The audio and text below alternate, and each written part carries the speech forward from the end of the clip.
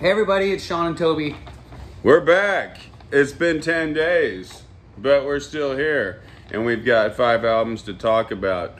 We are going to be highlighting the country of Sweden today. Yes. So, boy, look out for that. 2 artists, same town too. Stockholm. Yeah. I've always wanted to go there. We've got Stockholm Syndrome. Yeah. We will after reviewing these records, these poor bands, right? Yeah, absolutely. Like, I really feel horrible about what we did to those bands. They're, yeah. whew, watch out. I know. Wait, what is Stockholm Syndrome again? That's when the person who, like, when there's like torture during wartime, you know, that actually the person who did the torturing suffers even more, like in the remembering of it. Right, you know? right. Like, gotcha. it's harder mentally, emotionally on the aggressor. Okay, know? Okay. Yeah. So we're gonna be shell shocked after savaging these poor Swedish. Yeah, we're gonna have PTSD in a couple weeks during an episode thinking about how we reviewed these bands. Yeah, I think that's it. God, I might have totally got that wrong, but anyway, wasn't ready to talk about that. And I think I did get it right. Okay, so dang, oh man, we lost one of our best viewers, and my friend William Logan, I worked with for the last 10 years. He passed away a week ago, and you know, when I'd see this guy at work, he'd like, hey man, I take notes on your show, there's another goddamn death metal album I gotta go check out, I guess, you know, like, and you know, so it was real cool. He used to watch it, but I wound up buying his record collection and video collection. So, you know, I was talking about how I was listening to all new stuff, but I inherited whole discographies of certain bands I didn't own anything of, like Skeleton Witch and, you know, Faith No More, Nick Cave, all the Birthday Party stuff, every Sade album. You know, I mean, it was kind of, he had awesome taste. I couldn't stand to see all this stuff go to Half Price Books and make $50. I love Half Price Books, but oh my God, this was too good a collection to, you know, their business and they got to stay open. Right. I shop there all the time. Right. But I couldn't stand to see this shit. It was such a well-curated collection, I couldn't stand to see it dispersed. But there's a few things that we talked about that were in his collection, and I already had them, so I'm going to give them to Sean. Thank you. I appreciate that. So here's the last Monster Magnet, A Better Dystopia. And here's the last Tomahawk album, Tonic Mobility, which I love both these albums. I think I gave this, they were both really high on my top 10 list, so I'll put them over here. Thanks, man. I appreciate that. Too bad it's not under better circumstances, but I appreciate that. Yeah. And, yeah, that's, you know, rounding out the collection is always a good thing, and that's, you know, what a great discography. What you've showed me that he had, and the videos and the comics. Yeah, it's amazing. Yeah. I'm gonna whatever. I'm glad to have it and glad to, you know, be able to remember my friend and all that. So we're gonna move on. So to William, this episode. Yeah, this for William. What are we going to talk about first? You want to do these girls first? Yeah, let's talk about it. All right, the Linda Lindas. This is their debut record. It's called Growing Up. Growing Up by Linda Lindas. I was afraid to talk about this album because I didn't know if I'd like it. And I sure wasn't going to pick on these nice girls. They stand for everything that's good. Right. And in my mind. And if I wasn't into the music, I simply wasn't going to talk about it. But the good news is this album is kind of awesome. Yeah, it's super fun. I wish I was doing this kind of shit when I was 11. Man. Yeah. Okay, so here's the thing that swayed me is that I forget the name. There's some festival in California that they played a couple years ago. A couple months ago, like a month ago, okay. Right? There's something or other, and it's a bunch of garage rock bands. And too many crotchety middle-aged friends of mine on social media posted, like, the Linda Lindas, holy shit, they brought it, you know? And, like, so I was like, okay, I can't not talk about this now. I was still afraid I wouldn't like it. It's awesome. It's got some... Okay, do you have a favorite song on this? I do have a favorite song. Okay, let me look at mine. Okay, I've got... Oh boy. Yeah. Oh. Okay. Yeah. Yeah. Okay. What's your favorite song? Well, on 3. Okay. 1, 2, 3. Remember. Did you say Remember? Yeah. Yeah, Remember. That's such a great song. What's dude. your second favorite song? 1, 2, 3. Fine. Racist Sexy Boy. Oh yeah, Racist Sexist Boy. Yeah, that's a great song. Sexist Boy. Definitely not Sexy Racist Boy. Sexy Boy. That's a different That song. changes the whole song. That does change the whole. I'll write that one. It'll be the the way less popular. Yes, the very, very less popular. Look, you'd be way sexier if you weren't so racist. Sexy boy. How dare you be so sexy and you're racist at the same time? Damn it! So close yet so far away. That's kind of It's almost a total hit, Yeah. but not quite. No one quite wants to hear that one. Yeah, it's always a shame when sexy people are racist. It is a loss. Yeah. You can't really, that's a hump you can't get over. That's right. That's right. Anyway. These girls are awesome. They wrote some, okay, so. They're so fun. So I think, not to jinx them, but they show enough, there's enough different things going on musically. It's so polished. I can't get over it. And they're so young. Yeah. You know? Yeah. Like, They're really young. They're on Epitaph, goddammit, and they're only 11. well, I think the oldest one is like 17. it's on, oh, you're right. It's on Epitaph. They're on Epitaph. So They're Epitaph is winning this year with this and Soul Glow. Yeah, Um, definitely. Could you imagine this and them and Soul Glow at the same show? That's quite the show. package tour. Yeah. I might have to get Warped Tour back together for that. I've never been such an Epitaph guy. I mean, there's Epitaph like Bad Religion. They were on Epitaph for a You long want time. to tell your story? What? No. Okay. No. Okay. Yes, I do. No, I auditioned for Bad Religion. I don't know if they were on Epitaph at the time, but Greg Hetson was living in Austin back in '99, and I think he moved here just so his.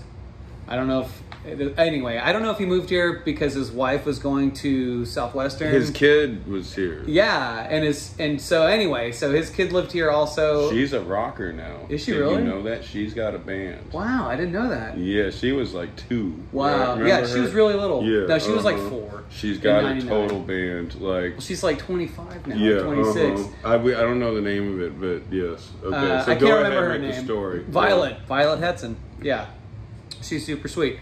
Anyway, but Greg lived here and he was married, but I think he did go through a divorce here. He and his wife, the mother of Violet, they split, and then Greg moved back to LA. But during that time, he ended up, my girlfriend, who ended up becoming my wife, Yancey, she had a band called The Applicators. I think a lot of people have heard of them, kind of, punk rock icons in Austin these days. But anyway, they were produced by Greg Hetson and recorded at the Bubble. And during the course of that recording, that's how I got to meet Greg.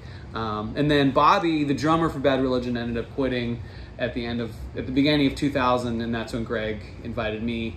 I kind of invited myself out to LA to audition for Bad Religion, and he was cool with it. And so, I went out there, and should I finish the story? So I was like, yes, everyone's fourth out of fifth, 5 drummers. I thought I had I auditioned, and then the night that I auditioned, Greg took me out to the Viper Room, and we had drinks, and he was like, "You're the best audition so far. Things are looking pretty solid." And I for one night thought I was the drummer for Bad Religion. And then I get back to Austin, and I didn't hear from him for a couple weeks, and so I kind of figured the worst, and it was. And so I got beat out by Brooks Wackerman, who was their drummer, ended up being their drummer for 20 years. And now he's in Avenged Sevenfold. Unfortunately, he's in Avenged Sevenfold now, one of the worst bands ever. But big money. Yeah, yeah, exactly. Worst band ever. It's now 5 Finger Death Punch. Yeah. But anyway, Linda's. I'm sorry. Epitaph. They were so good. You know what's another good Epitaph album that's one of my favorite albums is Red Ant Ghetto Blaster. Okay. So anyway, Linda's are fucking awesome. There's so many catchy songs. Now I was scared at first. This took a second to grow on me. The song "Oh" that starts it is great. The song "Growing Up" is the most pop thing on here, and it's got a little Taylor Swift flavoring in the chorus. Yeah. It's sweet like that. Right. And I'm talking about Taylor's upbeat, catchy stuff that sort of rocks. Yeah, you her know?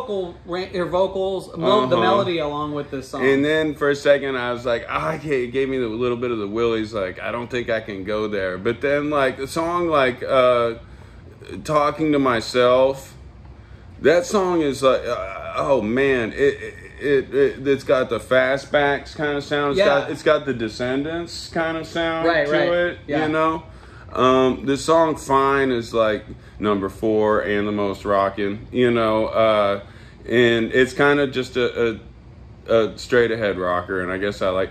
Man, this Quantas Vestas, even though it's in Spanish, it's got like this French pop, like April March kind of sound. Yes. You know, they've got a few things going on. And there's a song about her cat, right? And that's exactly what I expect from a bunch of 16-year-old girls. A song about your cat, right? Yeah. So shitty racist boys and cats. That's what I thought this whole record was going to be about. Yeah, but it's a catchy song. Yeah. And the song "Remember" is, goddamn, I wish I could write a song like that because it's upbeat. It's you know, I always say that the easiest song to write is like a bitchy relationship song, and the hardest song to write lyrically is a song like "Kick Out the Jams." It's just like, tonight we're gonna rock it tonight. Yeah. That's rock and roll. That's why we tried to write rock and roll rock. Yeah. Rock and roll rock. Yeah, we were going for that. Yeah. So God, that song is awesome. I think it's a classic. And Racist Sexist Boy. Yeah, so these girls are awesome. I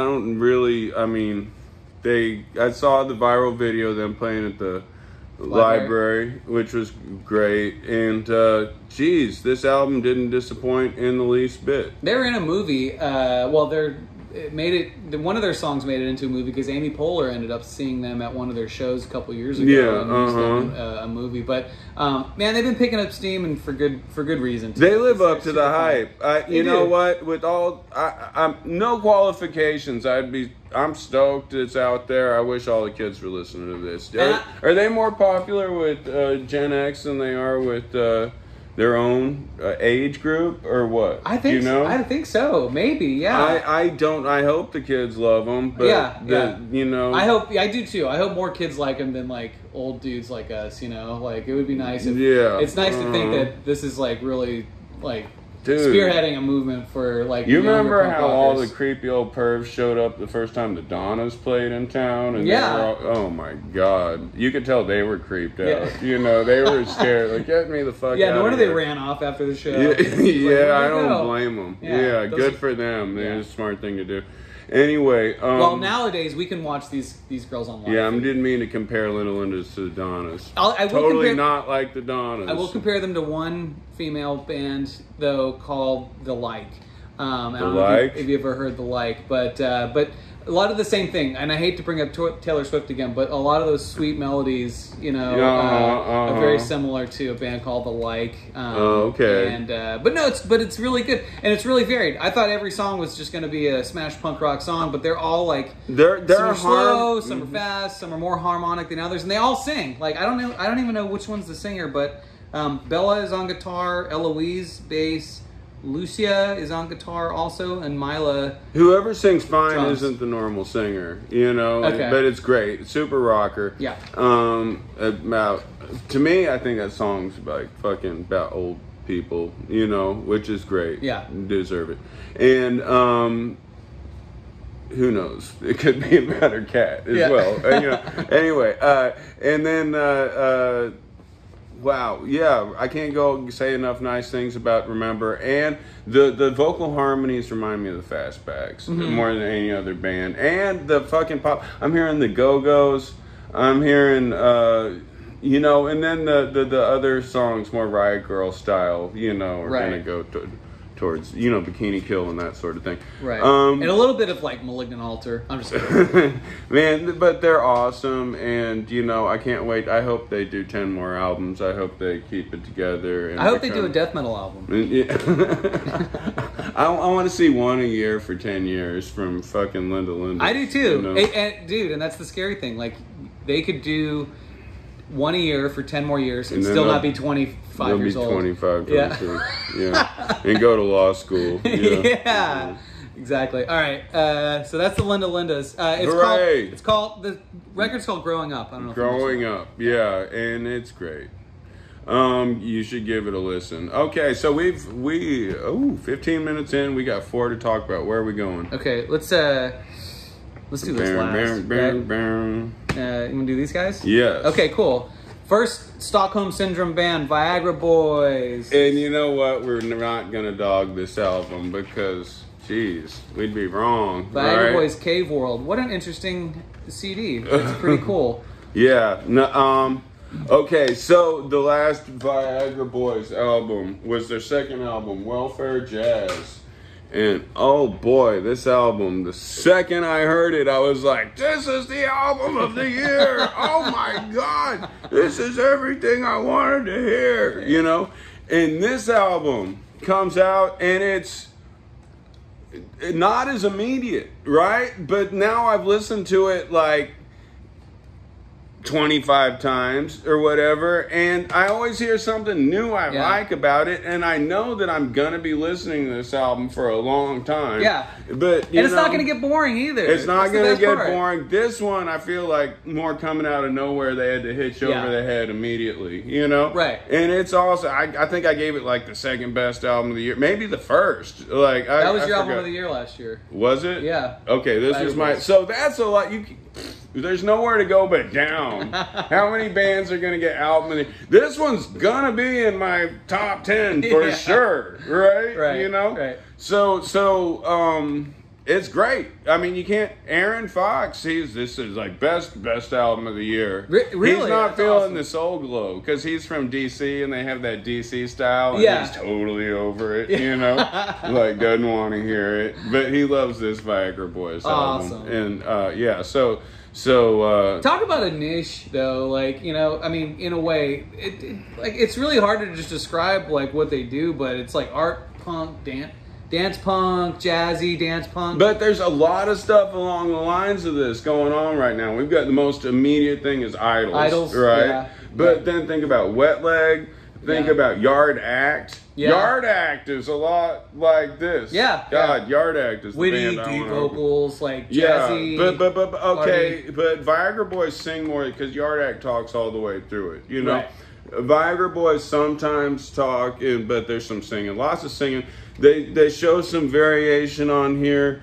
Let me see. I don't really. Did you pick up on the lyrics, like what their songs are about? Is it kind of random? Or? There is this like overarching theme through both albums of like, I don't know, like reverting to a caveman level at some point. I picked up on that too. I was gonna say monkeys and like de-evolution. Yeah, It's on both albums. Right, Like right. it's. Okay. Do you have a favorite song on this? I do. Okay, I got one too. I got 3 actually, but I'll name my first one. Okay, 1, 2, 3. Trouble Ain't No Guy. Thief. All right. Oh, that's like my second one. Okay, cool, yeah. Yeah. I also like Punk Rock Loser and That's Return to good. Monkey, the last song. Yeah. Oh yeah. Return to Monks. Yeah. Yeah. That's what I'm talking about. And then on this one, that like to the country song. I don't know. Anyway. Fucking both albums get an A, you know. They're great. I'll be listening to this for a while. Yep. You know, I anticipate that there's a lot going on here. There's a lot of depth and a lot of thought put into it. Thought-provoking lyrics, well written, very literate. I feel like at the end of this that I've read a book or at least a short story, or a disjointed short story or something. Something tells me Peter Gabriel would love this record. Really? I don't know why, but I don't hear, I don't hear much prog in this, but I think it's, anyway, I don't know why that came to my mind. No, that's awesome. Their- Whatever it makes you think of. Their label is Year 0001. Yeah, and this their third studio album came out. Yeah, July. so I haven't heard the first one, so it has to be good. I heard that song "Sports." They had a video. Yeah, that was a really funny video. Yeah, it's good. That must be on that. I think it was more rockin', but I think they're going for more of like that jazz art. Oh, so later on in this, I'm not sure which song it is. Maybe Big Boy. They get into like a gorilla sound, right? Yeah. You know, they have that kind of high singing, and I've never owned I like the Gorillaz singles that I hear on the radio. I never turn them off when they come on the radio. I've never owned a Gorillaz album. If they put one out next week, I'd have to buy it, though, yeah. You know. And then there's a song that has the dude from Sleaford Mods on it a little bit. Which one? That's Big Boy. Right? Mm-hmm. And then ADD is the one that sounds like Gorillaz, kind of. And then towards the end, once it gets into that Gorillaz sound, and once the Sleaford Mods dude is on it, like towards the end, the album goes kind of electronic. Yeah. You know? Yeah. Like, it's like, for a while, it's like, this isn't a band, this has gone full electronic. And then the band sort of subtly comes in, you know? Who else did that this year that we reviewed? I can't think of the name. Do I have to bust out all the CDs from this year? Nah. Okay. Yeah, we'll do. They're heavy. They've been around for like 30 years now. We just reviewed them. They've been around they took a break for a little while. God damn it! Now you got my curiosity going. Keep talking. Anyway, it's not Monster Magnet. It's oh my god, man. They're from the singer's from. I think they're from England or from Europe. But anyway, but it's the same thing where it was like real heavy for the first part of the record, and then the second half of the record is like more electronic, and they like delved into that, which I thought was really cool. It wasn't John Spencer? No, they're heavy.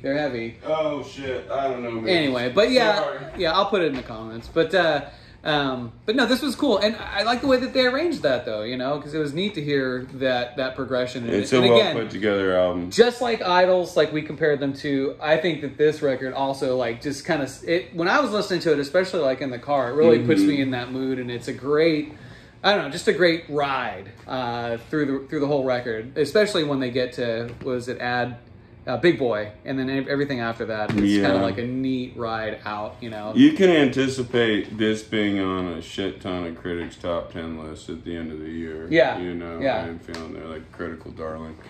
I like them. It's probably most likely going to be on mine. I know I'm going to be listening to it a lot. So, that's a great album. Cave Worlds. Cave World. All right. So, where are we going? Let's go ahead and go here. All right. Mr. Jack White, with his second album of the year called Entering Heaven Alive. Now, the first album that came out early this year, and goddamn, what's that one called? It's called, Gosh damn it. I'm getting it. Man, my memory. But, gosh, you talk about a guy that's busy. I mean, he's on tour, and just another really, like, solid endeavor. But this is completely different from the one that he released earlier this year. This has definitely a more folky feel. No, I'll tell you what. He put all the upbeat stuff on the first album. He put all the mellow stuff on the second album. Right. So this is a very introspective, songwriter-driven album. That being said, the quality level is pretty high. Oh my god, the musicianship on here. I mean, he's just got aces. Studio musician aces to the fullest extent. God, let me get. God, I can't even. Look, that is some tiny ass type. Okay. Do you have a favorite song on this one? I do. God, I don't even know the name of my favorite song. It's the one. The one that sounds like Steely Dan. I think it's song number 5. It's called I've Got You Surrounded with My Love. Oh, okay. You know that one? Yeah, that's a great song. Yeah, I like Steely Dan. I know a lot of people don't, but I love that style, and I've seen them twice. And what did you like on there? My favorite songs were A Tree on Fire from Within and A Madman from Manhattan. But man, this is such a great record. Which one's that, Madman from Manhattan? A Madman from Manhattan. Is this the one I liked? Let's see. It's like second to last. 1, 2, 3, 4, 9. 5, 6, 7, 8, 9, 10. Oh. Yeah, see, Yeah. this whole thing. Yeah, I don't want to get cut off, but Right. yeah, So I was going to tell you what I think a lot of his instrumental, at least the lead-in, Yeah. the instrumental lead-ins to these songs remind me of. It reminds me of like Tony Iommi, Sabbath, like all of their bluesy, all of Iommi's like bluesy shit. It reminds me of that kind of writing. Oh, you know what? I really love the first song called "A Tip from You to Me." It's very, it sticks in your head. It's got a very catchy melody. And he even kind of lifts Led Zeppelin's "Stairway to Heaven" a little bit. A little bit, yeah. You know, he lifts a little bit of something in each of these songs. Yeah, I feel like. Just a smidgen. But he even lifts some of his older, like White Stripes melodies. Oh yeah. I mean, maybe it's just the way that he writes songs, but I'm like, I heard that same progression in other White Stripes. Yeah, songs. you know, I ain't the first to say it, but what You are can there do 12 that. or 13 notes? You know, Right. Like we only. Fear of the Dawn. That was the name. Fear of the Dawn. That was the record. Yeah, so that's the party rock. I'm gonna play ACL Fest album, and this is I'm gonna play at Moody ACL Live and have an intimate show and touch your feelings. Right. With my songwriting album. Yep. You know, and you know what? They're both good. And I don't know which I'll listen to more. You know, I mean, I'm a guy that likes the upbeat rock stuff, but this is a well put together album, and the playing is great, and the melodies are solid, and you know, there's a total place for this, and I've been listening to it a lot. Yeah, it's so super fun. I didn't realize, you know, when I was reading about Jack White that you know, he's from Detroit, but I didn't realize that he kind of, in a way, felt run off from Detroit because a lot of his, at least his early fan base, I feel like that's the same thing with like Nirvana. Any band that gets big from a town that's like a working class town. You represent the town. They're like, get the fuck out of here. You're too big for your own britches now. And so he felt a little, you know, betrayed by his original crowd, and so that's why he moved to Nat. Well, that's one of the reasons. He got in legal trouble for that band Von Bondi's. He like punched out the singer. Like he was producing their stuff, and then the guy like talked shit in an interview about him, and then he punched him out like in front of like the whole local scene. Oh my god! And then there were like assault charges. I wouldn't want to fight and Jack White. And then he moved to Nashville. Oh, I got a story that's totally secondhand. About when I used to White Stripes? designate drive, okay, here's some fucking name dropping.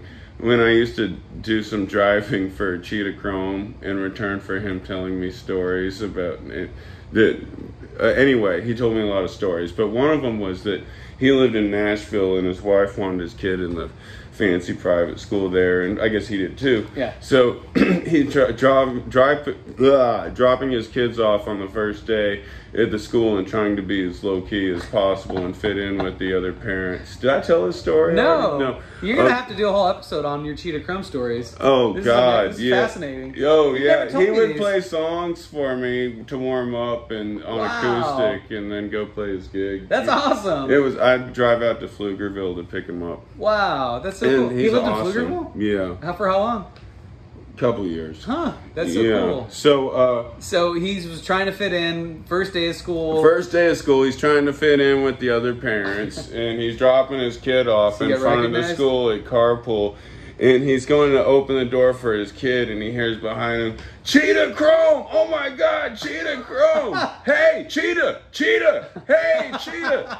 You know, and he looks around, and it's Jack White, who's also dropping off his kids at the school. Wow. Yeah, Totally fingered in front of everybody. Yeah, Jack White recognized Cheetah right off the bat. Yeah, and wanted to talk to him in the carpool line. Yeah, cover blown day one. Thanks, Jack White.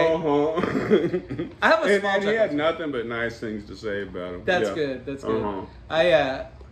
I watched Backyard Wrestling. So Joel from the late great Joel from Emos. Handsome Joel. So when when I was in Young Heart Attack, we opened for the White Stripes at Emos in like 2002, maybe. And that's the tour that they like broke out on. And we were sitting at the bar after they did sound check, and it was like 6 p.m. So we had a lot of time to kill. And so Joel was a big wrestling fan, and so he put on like backyard wrestling was a real popular thing at the time. So I remember Joel put on a backyard wrestling VHS tape on the front bar at Emos that we were so me and Jack White and Meg and the rest of the bands were just sitting there watching backyard wrestling, and it was fun. Everyone was laughing. It was a good time. But that's my White Stripes. No, that's awesome. But your Cheetah Chrome story is really, really hilarious. Damn, that's amazing. So yeah, that I mean, Jack White's in a good position, and he's backing it up with good records, and he's doing good things with his label, and whatever, you can hate on him for being ultra successful, but the material backs it up. This is morbid, but I think like if whenever Jack White passes away, let's hope that doesn't happen for a long time. But like, there's going to be like, I'm older than him. There's going to be like 70. He's going to have like at least 3 or 4 years worth of material that's going to be released. Post. Oh yeah, he must be. Like, I'm sure he's sitting on like such a huge catalog, and he's getting to select the the best. But yeah, he's still got to do that album with John Spencer. So I don't want to hear the Jack White, John Spencer. We're gonna get together and the Blue Stripes. See what happens. Yes, the Stripes explosion. Dang, I want to hear the Stripes explosion. The John White Stripes explosion. It's gonna be awesome. All right, let's do this and then we'll do that last. Okay, so this album, Wire. Okay, so the last couple Wire albums that have come out in the last few years have been awesome. I couldn't believe how good they were. Of all the dinosaur old people acts, Wire was putting out some good shit, and they are. But so this album came out, and I didn't fully read everything, but it's not new material. It's demos recorded in 1977 and 78 for their second and third album, Chairs Missing and 154. It's awesome. This has come out in bootleg form, or some small label put out a version that was bootleg quality of it, in the 80s, and it's been floating around. But finally, they put out something mastered from the original tapes. And let me see. I think most of the songs are demos for Chairs Missing, which I gotta say is one of my most listened to albums ever. Like I love Pink Flag, and I love Chairs Missing. And I totally lost interest on 154. But these demos from 154, there's all kinds of people who say, "Oh, the Wire shit's great." It probably is. They got less punk rock, and at that time I was, when I was getting into discovering Wire in the early 90s. Right. I was focusing on the more punk rock stuff. I didn't care about the more ambient electronic stuff. And at that time, Wire, when they were touring, had an opening act that was a Wire tribute band called X-Line Tamer that was just there to play the first album or two, to play Pink Flag songs and a couple Chairs Missing, which is cool. You kind of like see whatever. At least you get to hear those songs. It's better than nothing. Yes, right? Yes. So anyway, these are all demos. They're it's awesome. They're less realized. They're less. They're more minimal versions of those songs, and if you like those songs, you're gonna love the demos. They're good quality. They were recorded at EMI Studios, so they're not home demos. These are professional demos that they had a small budget, or who knows what kind of budget for, to show the label that they were worth a second and third album.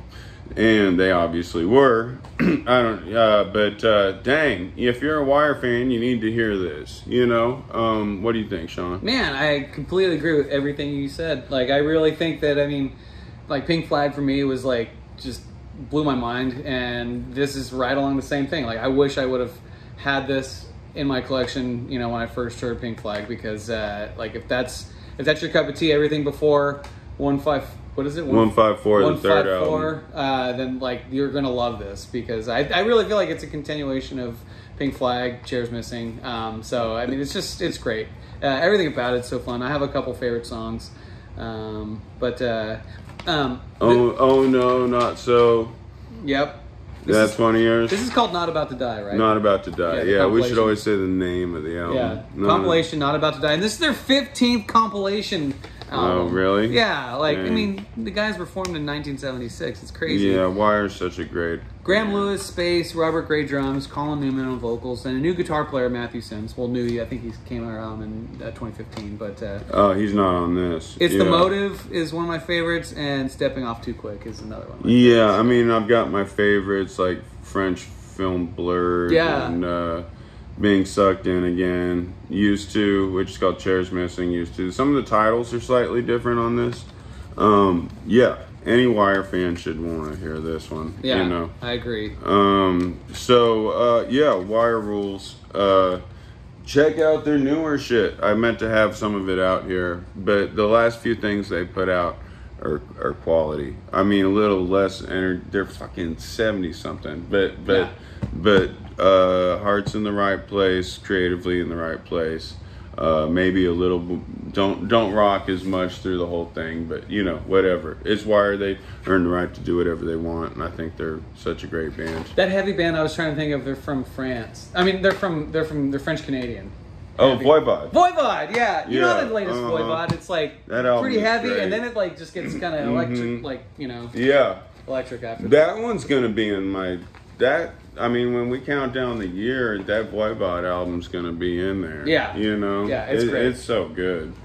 All right. And we have worked our way back to Sweden, back to Stockholm for Witchery's new album, Nightside. It's their, 8th album? Yes, this is their 8th studio album. Exactly. Yep, Nightside, which I thought was Nightshade, but it's actually Nightside. Yeah, these guys were formed in 1997. They've been around for a long time. They were known as something else, though, when they were first formed. I didn't write the name. I've really been into this album, Witchkrieg, and there's been a few. Man, they are so fucking witty with their song titles. I swear to God. This came out in 2010, I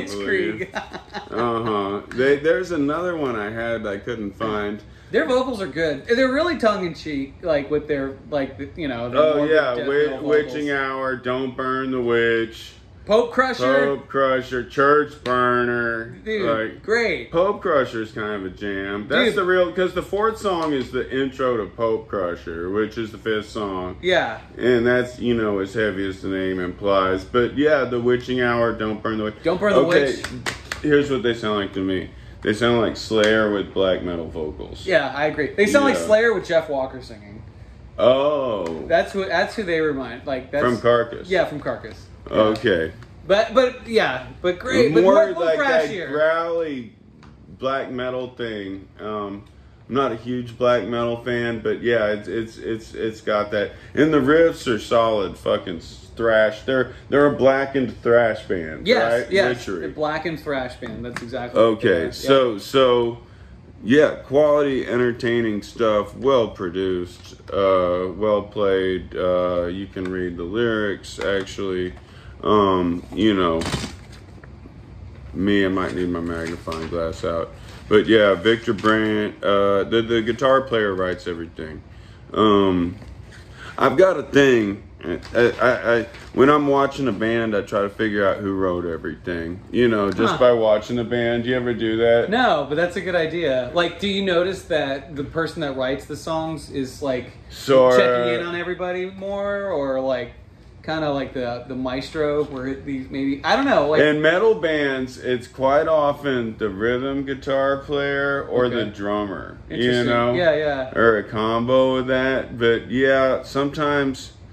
I don't know. It looks like sometimes like the person most invested in the songs or something, or right. I don't know. Or sometimes you can tell that all the parts were written around this part. Yeah. You know, here. Yeah. I guess that musically has the most to do with it. Like, what was the original seed of this song? You know? Right. And if it all seemed to come out of grindy guitar riffs, then I think the rhythm guitar player wrote everything. Man, you know? after hearing "Don't Burn the Witch," I would have thought the guitar player wrote I the think songs. the guitar player, one guy did write everything, and it's not the singer. I think it's the rhythm guitar player. Oh, okay. I thought you said the bass player. No. Wait, they've coupled rhythm. Okay. Who wrote everything? Richard Rimfault is one of the guitar players. He's one of the original guitar players. Yeah. And Patrick Jensen plays guitar also. He's one of the original guitar players as well.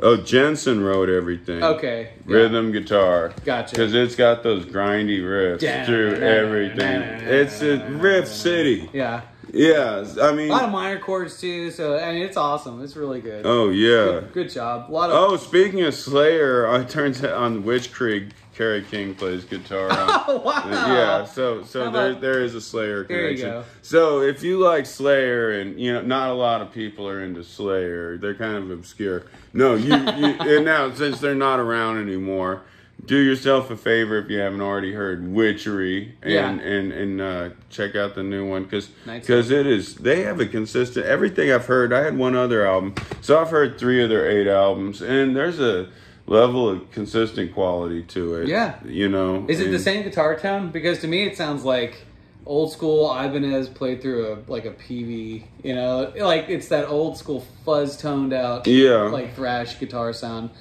which is a lot of fun, you know. So yeah. Well, great band. Fucking Pope Crusher. Yeah, jam man, what a jam. Yeah, if they came Tell people you're if listening they to played Witchery live, I'd want to hear Witching Hour, Don't Burn the Witch, Pope Crusher, you know. Yeah. God, what was that one? Crucifix and Candle. That's a good one. Yeah, and what's the one about... Night, they get kind of... doesn't Nightside get a little ambient towards the end? Yeah, what's the one about the baby... Storm of the Unborn. Storm of the Unborn. Storm of the Unborn. Dude, yeah. that's a jam. There's a lot of jams on this. Yeah. So good. It's so good. This is a great record to play at work during, you know, like, just the juxtaposition of professionalism and witchery. Okay, because I went back to work this week, and of these albums, this was the one I couldn't play at work, right?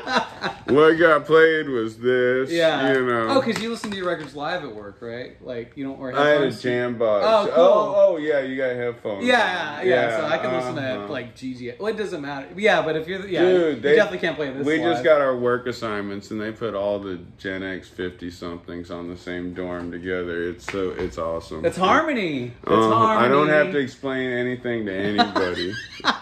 From the 70s, 80s, 90s, beyond. It's awesome. Because I'm so used... My other coworkers, they were great people, but they'd be like, oh, you hung out at that dance club that closed last year? You are so old school. Oh, my God. You know, like, oh, Jesus. Yeah. I mean, and, you know, and I'd say, so it's like, you sound like my dad. Yeah. Oh, man. I got a story about that. One time, I had tickets to the first Lollapalooza show, and then my grandmother booked me to get my wisdom teeth pulled that day. Oh, damn it. And then, I was telling one of my coworkers about that story. And one of my other coworkers, this 10 years ago, overheard me. He's like, that's so funny. My parents met at that concert. And then I was like, so if I got my wisdom teeth rescheduled, I could be your dad. That's awesome. You missed your opportunity. They were conceived at Lollapalooza. Damn it. My coworkers would be like, you know, I was born in 1994 or whatever. And I'm like, I'm going to show you a picture of me wearing this shirt in 1994 on stage in San Francisco. You know, so anyway, I'm bragging about being the old dude with a bunch of young kids. No more. That's why I work the night. No, that's not why I work the night shift. But no. I work with a bunch of similar. We all could have gone to high school together. Now you can each tell each other about your stories at Lollapalooza. Whoever's in charge was like, let's put the crotchety old people together, the middle-aged Gen X folks. Yeah. And it's like, that's probably a good idea. They can talk about Blue Flamingo, Lollapalooza, whatever, you know. You've been to Emo's lately? It closed. They moved it. No way. I was going to go down there any month now. Yeah. You know, in the Chronicle, this recent Chronicle, there's a mention of the chess club, and they were like, the chess club, you know, the old Lush club, and they didn't mention Blue Flamingo didn't get mentioned. No, Blue Flamingo didn't get mentioned. I'm sorry. It's already too old. It's already too old.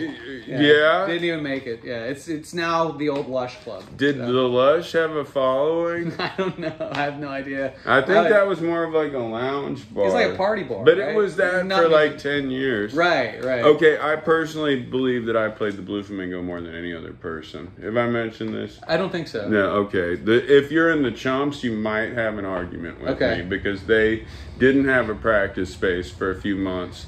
And Laura let them practice at the Blue Flamingo? Yeah, they practiced. Wow. They had open practice for a month or two at the Blue Flamingo every Tuesday or Wednesday, of which no new songs got written at all. Nothing got worked on. It was just like...